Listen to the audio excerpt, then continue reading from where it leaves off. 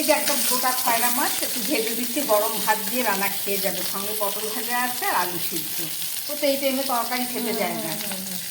আর কিছু রান্না করোনি? রান্না কোনো মা তুমি তো ঘেমে পুরো জল। ঠিক আছে, এখানে আছে মাছ ভাজা করেছি, রুই মাছ ভাজা, এইটা দিয়ে একটু ঝোল মতো করব। আর এখানে কুমড়ো ডাঁটা রান্না করছি সবজি দিয়ে, দেখা যাচ্ছে না সবজিগুলো, নেই তো। হ্যাঁ, কাঁঠাল বীজ, ঝিঙে, আলু সবকিছু দিয়ে করেছি।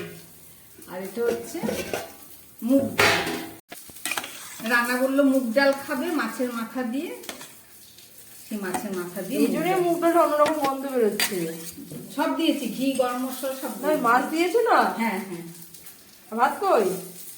সবজি দেখাতে গিয়ে এদিকে এবার মাছ বসানো ছিল, মাছটা বেশি কড়া ভাজা হয়ে গেল। চলো এখানে ভাত দেখিয়ে দিচ্ছি। এখানে ডালের সঙ্গে করেছি পটল ভাজা, আর এই যে অল্প আলু ভাজা করছি। মনিও খায় না, আমিও খাই না, শুধু রান্না খাবে, মিশে গেছে যদিও। পটল আলু ভাজা করেছি, আর এখানে আলু সিদ্ধ আছে আর গরম ভাত।